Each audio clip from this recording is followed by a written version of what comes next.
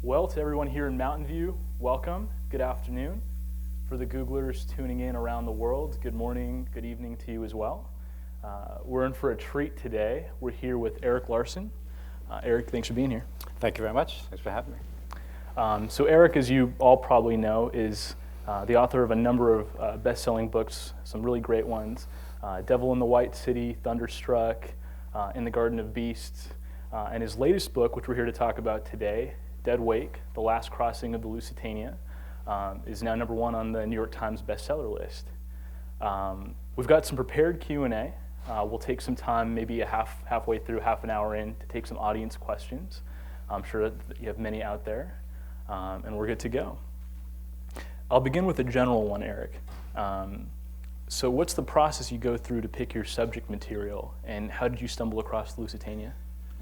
The process is generally stumbling. The Lusitania came about in sort of an unusual way because it's not the kind of thing that I might typically want to do. I like an idea that has when I used to work for the Wall Street Journal, we referred to as barriers to entry. That is to say, competitive, something that would make it less likely that somebody else would do the same book, like Devil in the White City or my book Thunderstruck about Marconi and Crippen and so forth. But I'd always been interested in the Lusitania. I'd always been interested in maritime history. Frankly, I would have done a book about the Titanic if it hadn't been done to death by James Cameron and Celine Dion, And but it just seemed like at first too obvious, too familiar, until I really had nothing else on my plate, so I started reading about it. I was aware that in 5 years, this goes back to 5 years ago, I was aware that in 5 years there would be the 100th anniversary. I don't usually like to peg things to anniversaries because I don't think anybody particularly cares, and it also practically guarantees that somebody else is going to be doing the same book. But as a former journalist, it gave me a reason for doing it like now. Why do it today? And that quieted that voice. So I see. Yeah. Wonderful. You alluded to a question I was going to ask later, but now is a good time.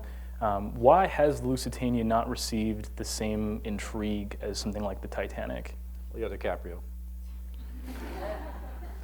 It's interesting. I think, frankly, a lot of it does have to do with the fact that the Titanic predated the Lusitania. And the Titanic was so full of glamour and pathos and, sank in 3 hours with not enough lifeboats, the whole saga. Maybe if the Titanic had never sunk, the Lusitania might be a more prominent thing in people's eyes. But I think another factor is that we're all taught, I can't speak for everybody here, but I know I was taught about the Lusitania strictly in passing in a European survey, our European survey history course, where the Lusitania was a dusty geopolitical node on the timeline heading toward World War I, and nobody ever really got into the details of the thing. It was when I started reading some of the details about the actual sinking that's what really hooked me. For example, one of the first things that kind of lit my imagination was when I learned that during the sinking itself, one fully loaded lifeboat fell on top of another fully loaded lifeboat. That was kind of, whoa, I never knew any of that stuff, where the 3 passengers were sucked into one of the gigantic funnels during the sinking and then were blown out again alive and well, covered with soot. So there were all these little details that's what made me think, I'm gonna write about the sinking itself. Wonderful.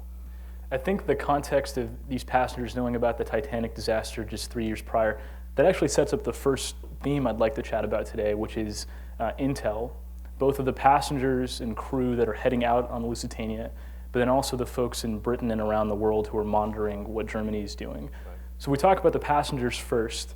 The morning, May 1st, 1915, that the ship is to depart New York. Can you talk to us about the ads that are taken out in the newspapers? So this is May 1, 1915.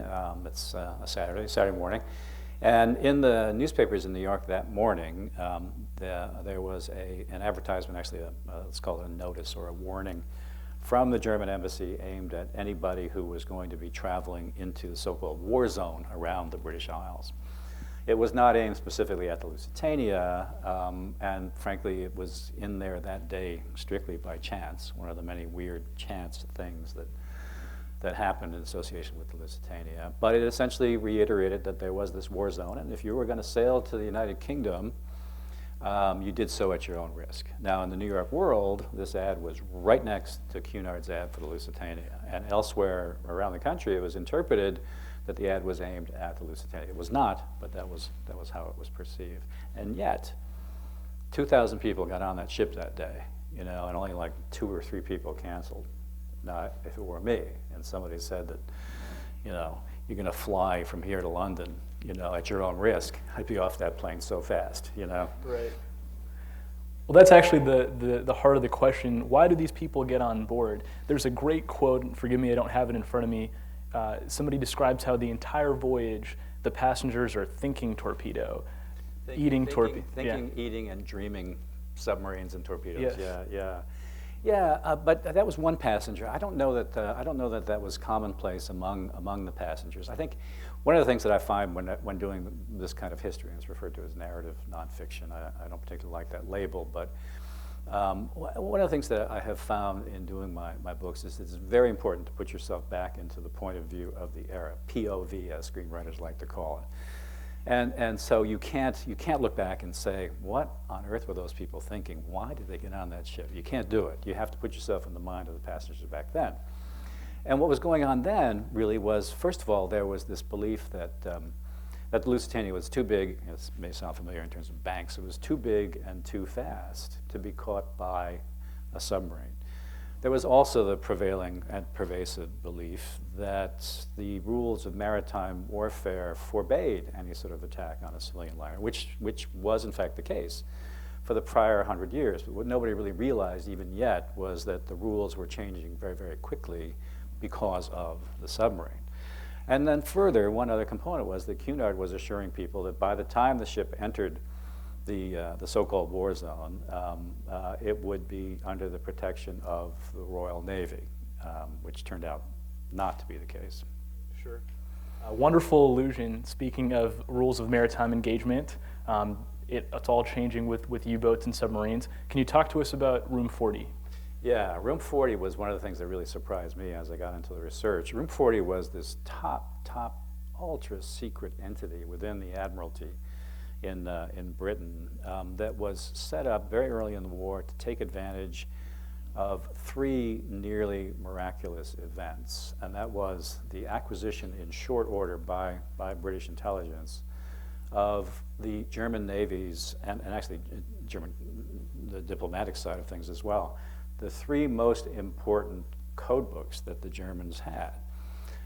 And their acquisition of these code books was secret. The Germans had no idea. And Churchill and company, a handful of others, the secret was restricted to a handful of people.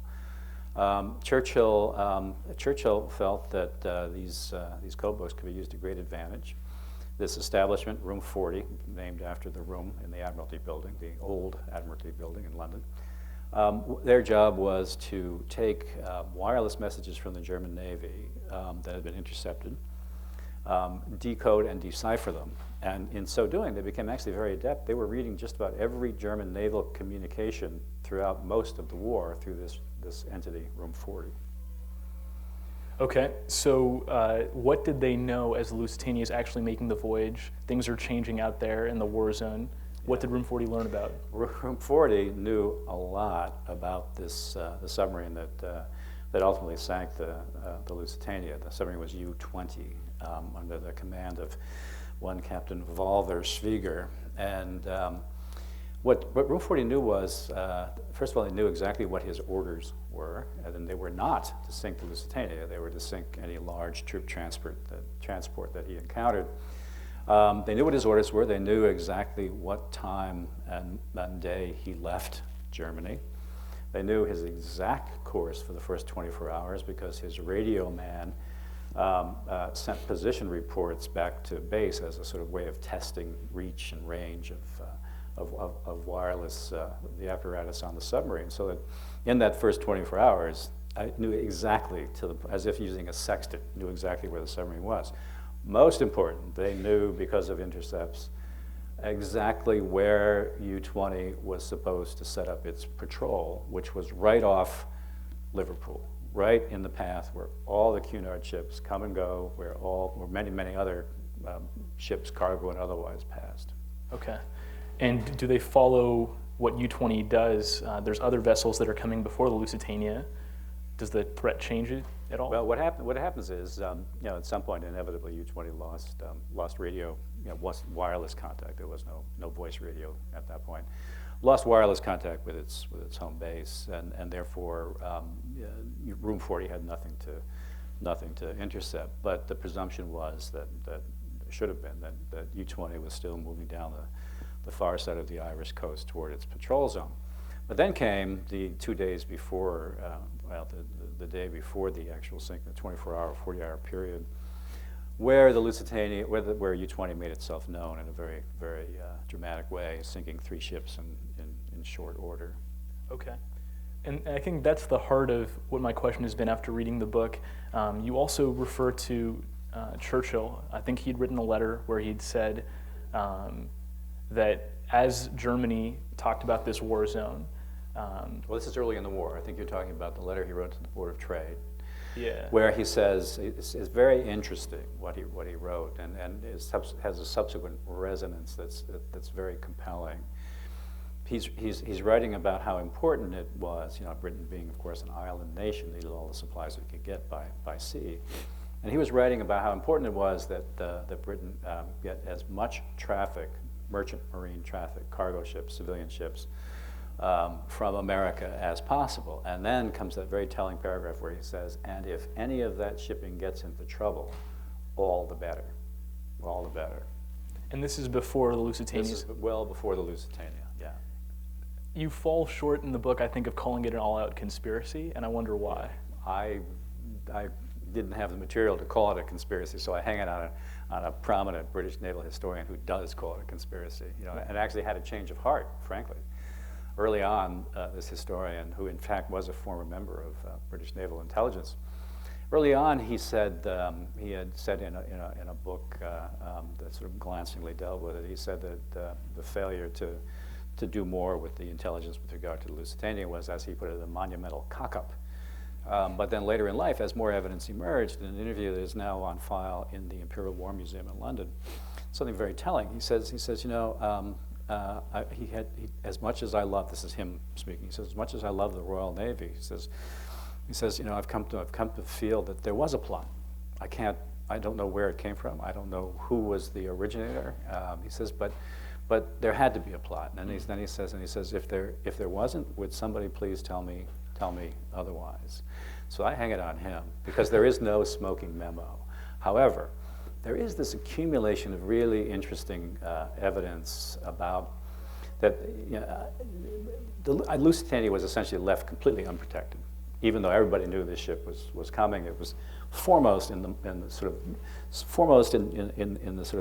thinking of the world, if you will, because of the warning placed in the papers, because of a variety of things. And here it was left completely unprotected. There's so much evidence on one side saying this might have been deliberate. But if you were to try to use this evidence in a court of law to prove beyond the shadow of a doubt that there was in fact a conspiracy, you couldn't. However, if you do the Newell hypothesis, what scientists, when you try to prove something by disproving it, if you try to take the same body of information and prove that there was not a conspiracy, you can't do that either. I see. You can't do that either. Wonderful. Thank you. But the thing that remains, though, is that for whatever reason, on that May 7th, 1915, this Lusitania, packed with passengers, with everybody aware that this ship was coming, with vast amounts of information in the hands of the Admiralty, nothing was done to protect it. Would you go into why that might have been? I wish I knew why. I wish I knew why. That's one of the enduring secrets. The captain of the ship was never told about U-20, about U-20's expected arrival off Liverpool. He was never told that nightly at midnight, the big German transmitter at Nordeich routinely broadcast the comings and goings of the Lusitania and sister ships from Cunard. Nor was the captain even informed of the 3 sinkings that had occurred in short order before his ship was attacked. Information that by then had already been in the newspapers in Liverpool, in the morning newspapers. And when the the chairman, of the Cunard Steamship Company, he was having breakfast the morning of Friday, May 7th. And he read in the newspapers about these other ships, and instantly stops having breakfast, goes to the office of the chief naval officer in Liverpool and says, "Look, you've got to do something. The Lusitania is coming. You got to send it. You got to warn them, you know." And then there was a very sort of generic, pale thing sent to Turner, but nothing that at all described the true danger the captain was facing. Enduring mystery. Enduring mystery.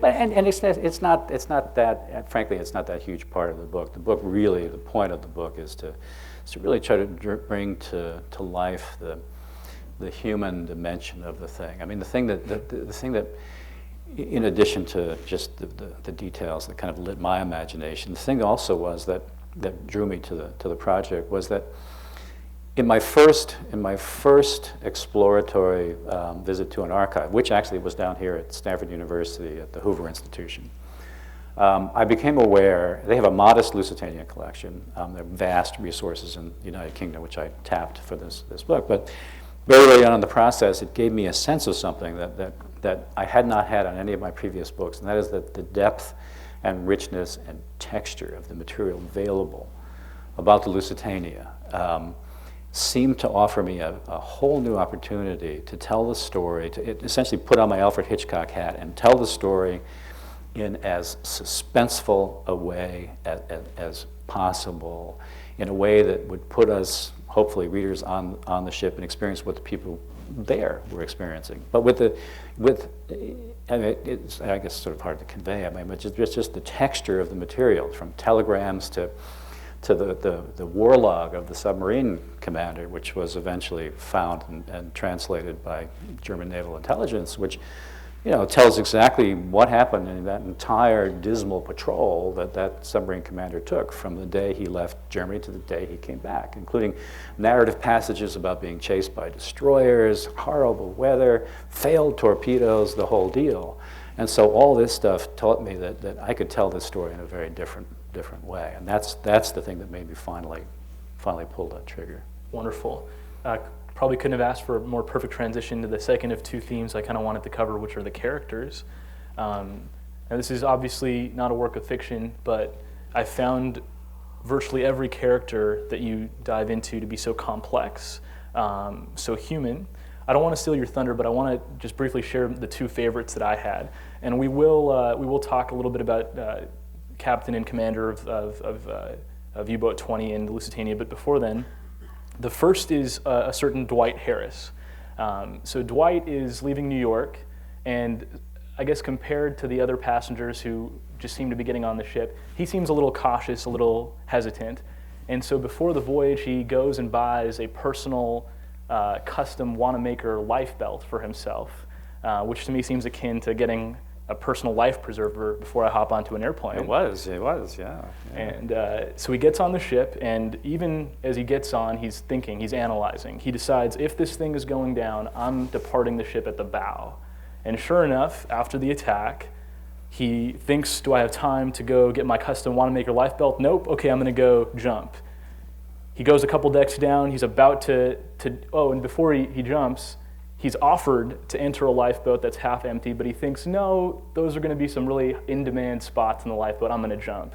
Sees the water, says, I better get my life belt, goes and gets his life belt, and then he hangs over the rail of this ship and waits for the water to catch up to his feet and dives into the ocean. Now, you do a wonderful job. We leave him for a moment.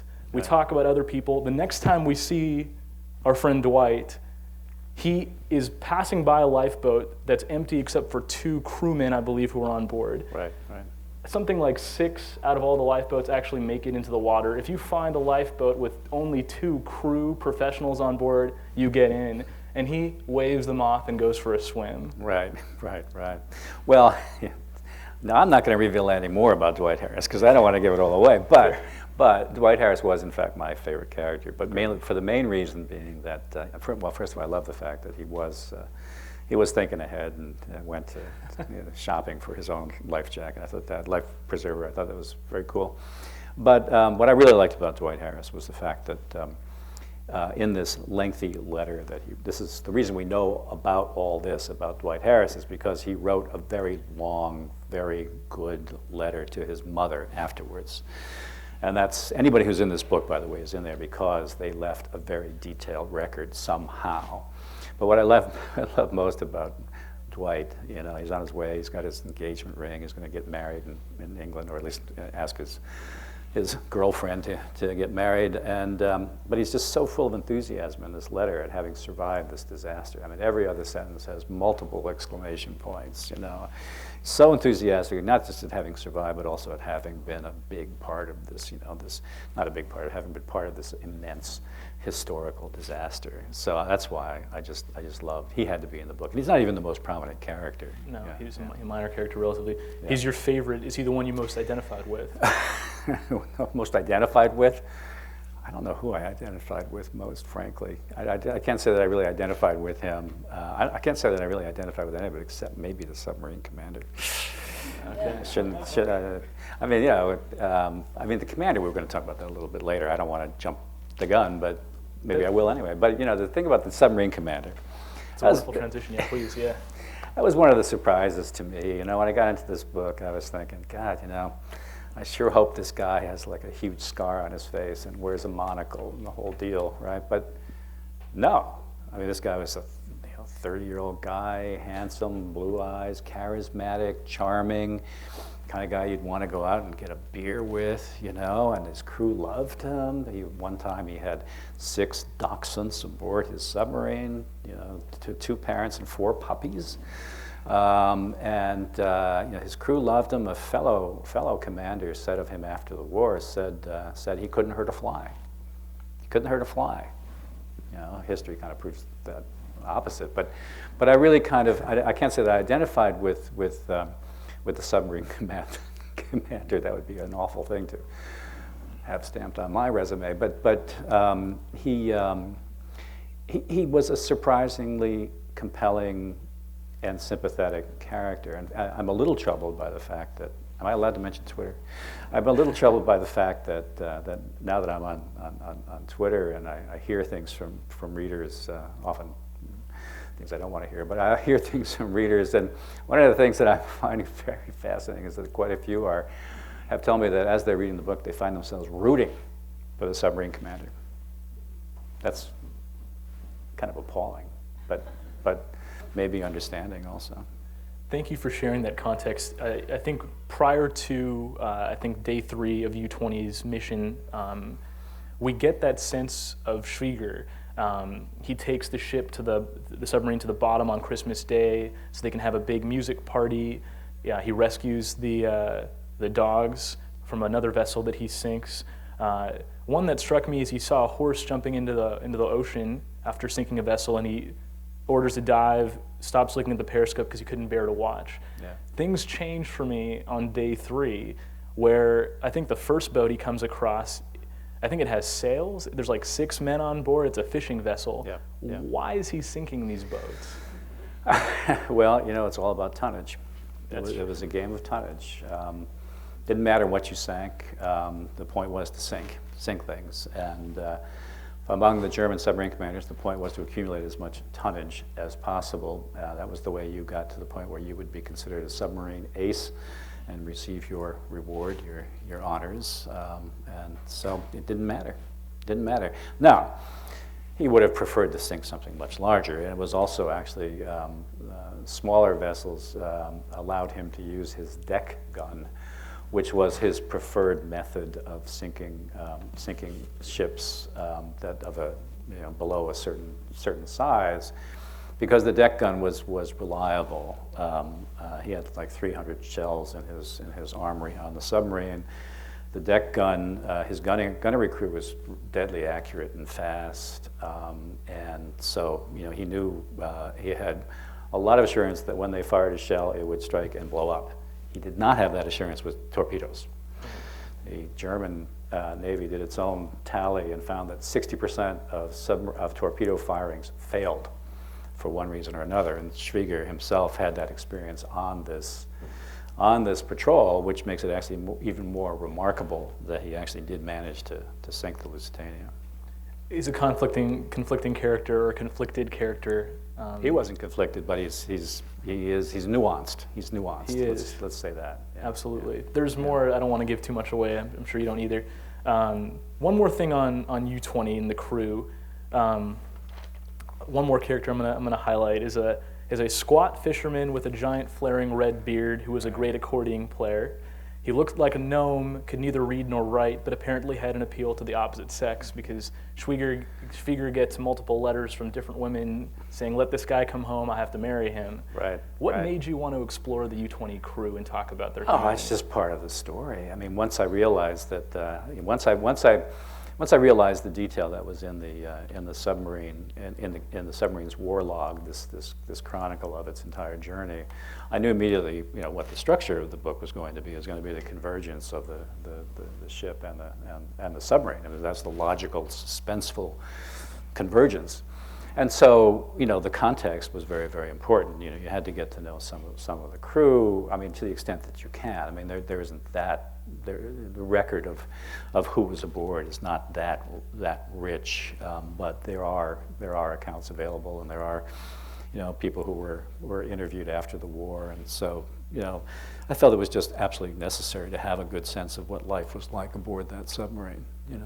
I do, and speaking of which, the whole time I'm reading about the setup of this U-boat, and I'm hearing about these primitive submarines, the U-boat sweat. Do you want to talk about U-boat sweat? Well, U-boat sweat was it was like this because of condensate on the walls of the interior of the submarine, and whenever it was underwater, it would get extremely warm, and it was just like this oily, moist thing dripping into your coffee, and you're just living in this miasma of heat and diesel oil and moisture. And then, of course, you add to that the fact that there was only one lavatory, which did not have terribly good ventilation, and you had 36 guys wearing leather sea suits day in, day out, never changing, because what was the point? They had to be ready at a moment's notice to get up. And that was really just sort of, to me, it was like, oh my God, this is what a horror. And yet it was one of the most coveted things for young German naval officers, sailors to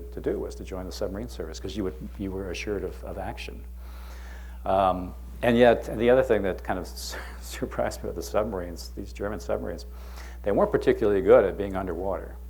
They could only stay under a relatively brief time. They traveled very slowly when underwater. 9 knots was their maximum speed. And in fact, when Schwieger was chased by destroyers, he came very near to having to surface, which would have been almost certain death, because he had stayed underwater too long. His batteries were crackling. And he would have been blown out of the water by those destroyers, because as accurate as his own gunners were, the British naval gunners on destroyers were amazing. They could blow a submarine out of the water from a mile away. I think you answered the question that I was getting to, which was why would anybody want to be, a submariner at the time? I mean, we don't even talk about U-boat baptisms and whatnot. I don't know if you want to. U-boat. It's up to you. What kind of audience are we talking about? I think it's a pretty. U-boat baptism is when you on a U-boat, if you flush the john essentially at a point where pressure was too high below, you got a face full of what you just deposited in that john. And it's called a U-boat baptism for naive officers who were new to a submarine. And so is it the prestige? Is it the guarantee of seeing action? That's what drives these men? Yeah, it was the guarantee of seeing action. It was as being seen to be heroic, but mostly it was the action. I mean, it was strange. The members of the surface fleet, as mighty as the German surface fleet was, the German Navy kept that, for the most part, kept that fleet in port, and became sort of a subject of some mockery within the German Navy, especially on the part of submariners, about keeping the fleet safe. For so yeah, the submarine was a very appealing place, not because of the lifestyle, but because of what it could do for you in your career, and because you were helping your country. I see. What surprised you most in the research, or did you find conflicting information that you had to really think about? Well, what surprised me most, I mean, everything surprised me. I'm in the room 40, the whole deal. But I think actually one of the first and earliest things to really surprise me was just the fact that I had been personally, I had shared a vast misconception, which was that the Lusitania was the World War I equivalent of Pearl Harbor, and that no sooner was the ship sunk than boom, we're in the war, and that is not what happened. As I was doing the research for this book, I would ask friends and family who knew what I was working on, and it's not a lot of people because I generally keep it pretty quiet when I'm working on, but I would ask them, I'd say, so how long do you think it was between when the ship got torpedoed and when we got into World War I? And the estimates range from 2 days to 2 months. 2 days to 2 months. But in fact, it was 2 full years. And not only 2 full years, but when President Wilson finally asked Congress for a declaration of war, or actually to be more precise, a declaration that a state of war already existed with Germany, when he asked for that from Congress, he never once mentioned the Lusitania, because so many other things had happened in the interim, including the sinking of actual American flag ships. The Lusitania, remember, was a British ship that happened to have American passengers on board. But between the time of the sinking and the time we got into the war, a number of American ships were sunk, and then, of course, there was the infamous Zimmerman telegram, which was the thing that really finally flipped the switch when Germany offered Mexico an alliance, and in return for Mexico's participation, Germany would do all it could to help Mexico recoup New Mexico and Texas. And once that's them's fighting words, for America. And that's what really got us into the war. So that was a real surprise to me. I mean, again, it goes back to what you taught in high school. Boom, ship sinks, we're in the war. That's all I knew. That's all I knew before I got into the story. I think that was my perception as well.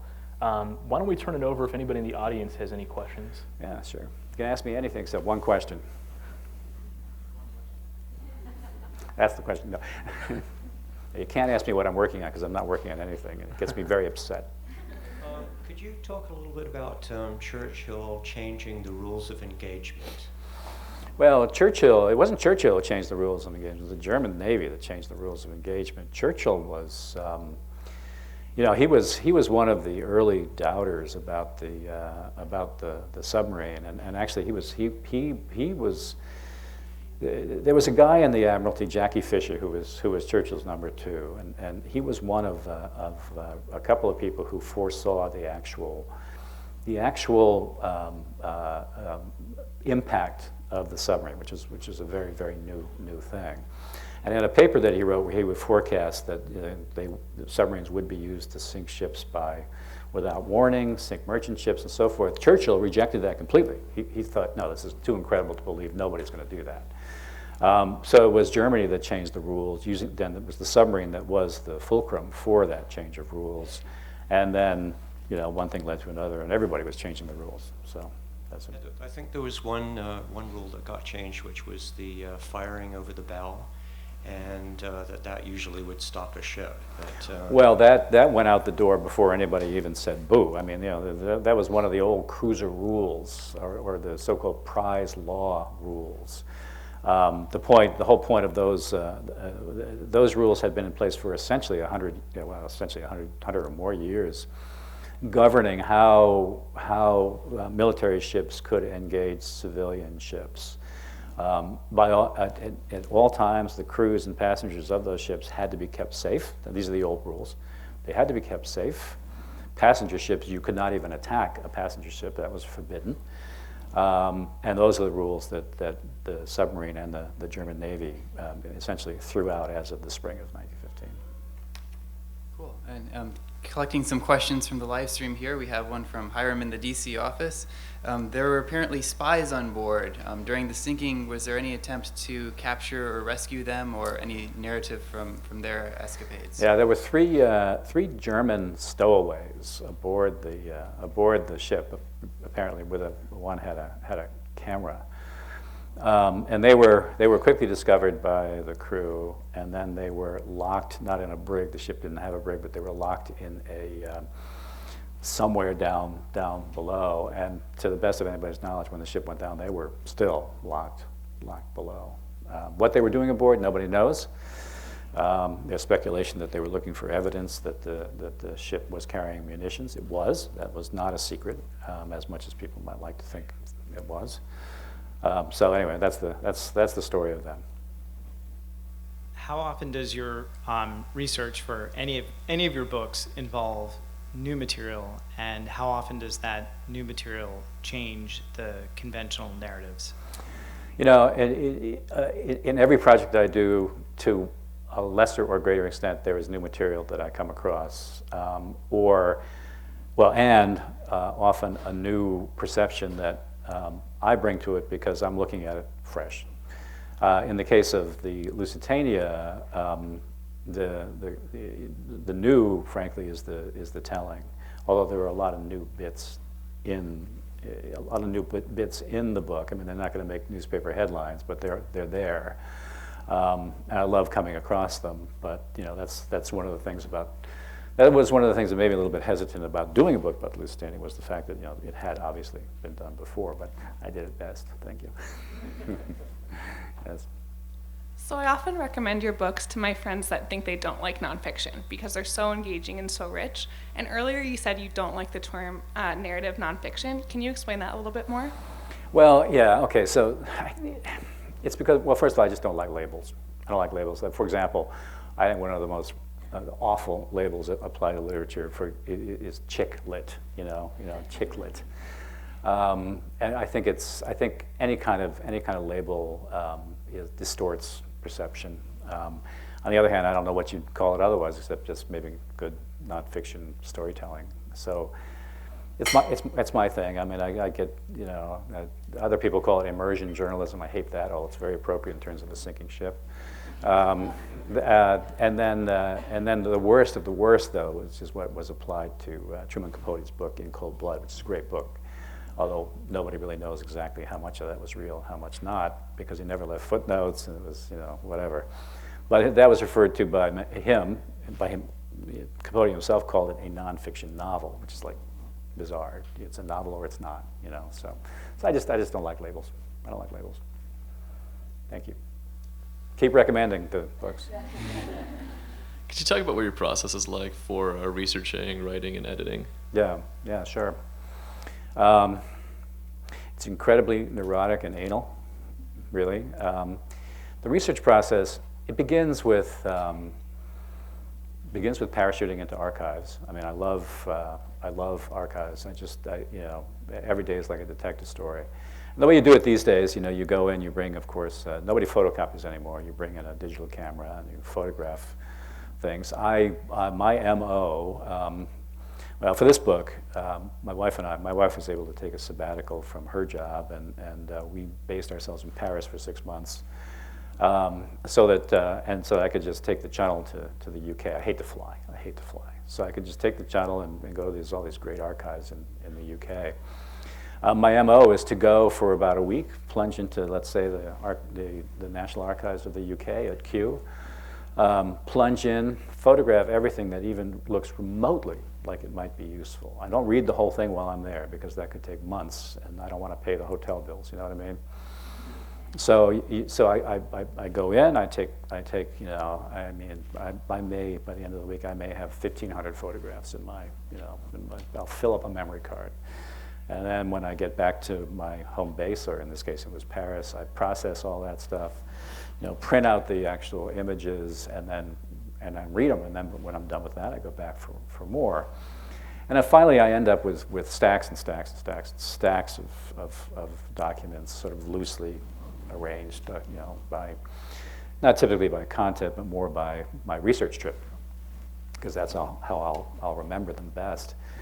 And then everything gets indexed and coded, and then finally I place everything into a chronology, which is essentially an index to everything, because half the battle is knowing where your best stuff is. You know, I mean, if you have to, at the end of the process, find like a one-word fact that is terrific, and you have to go through 20,000 pages of material to find it, you'll go crazy, you know. But this chronology is my index, but it's also something else very valuable. For this book, it was 165 single-space pages on my computer. And in the end, it served as a de facto outline, because if you think about it, one of the most powerful tools in storytelling, the most powerful tool as far as I'm concerned, is chronology, beginning, middle, and end. So it becomes a de facto outline, and where things clump together, I know that that's likely going to be a chapter. And then as the action accelerates, this chronology goes from, might start with just things sorted by year, then by month. It goes down to the day, to the hour, to the minute in some cases in this chronology. And that's a very powerful tool for finding things and also knowing where you're going to go as you write the thing. That's a broad survey of how I do it. Thanks. There's a lot more to it that I don't want to bore anybody. The books you've written have had such varied storytelling, and I'm wondering if you've had a subject that you've most enjoyed researching or a story you've most enjoyed telling. And I'm also wondering what you're reading now and if you would recommend it. Oh, okay. Well, what I'm reading now, I'll knock off the easy one first. That is, first of all, when I read for pleasure, I read fiction, because I read so much awful, frankly, nonfiction in the course of my day. And I'm very grateful that so much of it is awful, because it leaves a lot of room to write something that's decent, But I read mostly fiction. I love. I've been of late on a jag reading dark Scandinavian detective novels. I love them. Henning Mankell, Joe Nesbo, and I'm rereading Smila's Sense of Snow by Peter Hegg, I think is how you pronounce it. And then your other question was, repeat the other question. I wondered if there was a subject of the books you've read, and a subject Yes, that you most enjoyed researching or telling. Boy, it's really hard. I love them all. They all have different challenges. I mean, in some ways, this particular book was the most satisfying, again, because of this incredible reservoir of material that I was able to tap. It was just so much fun and offered such a tremendous opportunity to really make this book into kind of a nonfiction maritime thriller. I just loved that. However, there were elements to some of my other books. I mean, I loved the World's Fair part of Devil in the White City. I mean, it was just like an endless treat. But probably my all-time favorite, frankly, was in my book Thunderstruck, about Marconi and the intersection of his career with Britain's second most famous murderer, Hawley Harvey Crippen, second most famous, of course, after Jack the Ripper. Even though he only killed one person, Crippen, but their lives intersected in a very funky way. But what I loved most was writing the chase that occupies the last 100 pages of that book, because I got so lucky in the research. I went back to the National Archives of the UK, and really, literally, on my last day of research, and in that case, I had not based myself in Europe. I was living in Seattle, and to me, it was like a torment, 11 hours each way, by plane. It's just a nightmare. Xanax helps a lot, let me tell you. But there had been this file that I was trying to locate, and it was like MIPO 98 or whatever it was, meaning Metropolitan Police 98. I think it was 98. And it was always eluding me. It was always, every time I asked for it, it seemed to be out in somebody else's possession. And I thought, oh my God, somebody else is doing this book. What is happening here? And finally, out of desperation, I went up to the archive information people, and I said, look, I'm trying to track this thing down. Can you tell me where it is? Is somebody using it? I have to leave tomorrow, blah, blah, blah, blah, blah. And the guy says, oh yeah, it's in conservation. So, okay, so it's in the part of the archive where they work on their files and conserve them, and so that they last longer and so forth. I said, well, can I see it? And I said, well, sure. And so they let me see it. I go through successive, I mean, honestly, it was like some kind of the security to get to the conservation room, and the archives of the UK was incredible. I had to go it's like going through airlocks, door through door, reader's card, this. And then it was like this moment where I sort of expected to have like some operatic crescendo, and here here on this table, just there, as soon as I opened it, it was like I had this it's like an electric charge went through me, right on the cover, right on the top of this huge pile of materials in this file, was this photograph, gleaming, classic old high silver content photograph, just terrific photograph of the detective and his guys after they had just dug up Crippen's wife. And they just had this, well, there's a term I would use to describe it, but it's a certain kind of grin that we all know, and I'm not going to use the term. They were just so smug and happy, you know. And then the rest of the file, detail after detail after detail from within Scotland Yard about this guy and the chase and the investigation. I couldn't believe it. And of course, the last day. So I just went down to the main office. And I said, "Look, I've got this thing. You arranged to have things duplicated." And I said, "I don't care what it costs. I want the whole file." You know, and it was one of those liberating moments. I knew it was going to cost me like $1,000, you know, but I was going to get that damn file. And then, sure enough, 2 weeks later, by FedEx, I get this whole thing. It was like incredible. I love moments like that. And so often, frankly, the best stuff turns up on the last day. Yeah. Sure. In many of your works, you'll explore larger than life figures like Wilson, Churchill, and explore nuances and even weaknesses behind these characters. Right. For this reason, have you received any negative feedback for these explorations? Oh, And well. is there anyone you wouldn't touch or any events you wouldn't touch as a consequence? No, there's nothing I wouldn't touch. I love conflict.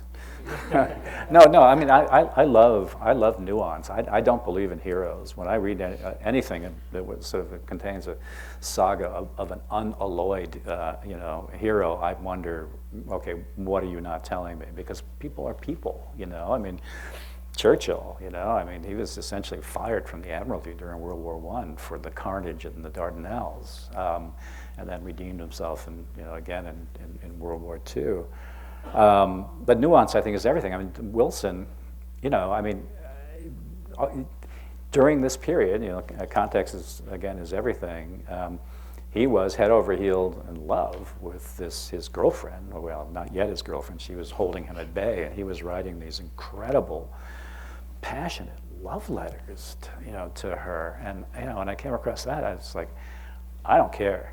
These are going in the book, whether they should or not. You know, this is too good. And the fact that he was doing this during the crossing, as the ship was crossing, he was writing these passionate love letters. It's like, wow, it just seemed to fit. So, there are those who are annoyed at Wilson. They're not annoyed at me. They're annoyed at Wilson. But the best example, though, of this kind of thing was when I did a book called Isaac Storm, about a giant hurricane that destroyed the city of Galveston in the year 1900, and about the weatherman who thought he knew everything about the weather, but was proven drastically, tragically wrong that day, a kind of Isaac Klein. Until this point, Isaac Klein had been a Texas hero.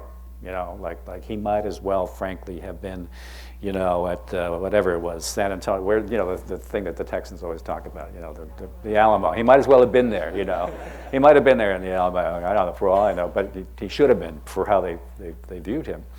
But the fact is, he blew it. He blew it that day. And to tell the story in any other way is to lie. But the Texans did not like that. A certain cadre did not like it, to the point where at one talk I gave at a large bookstore in Behar County, I had to have a sheriff's deputy present. So whether he was really necessary, I don't know. But anyway, so that's it. Yeah, thank you.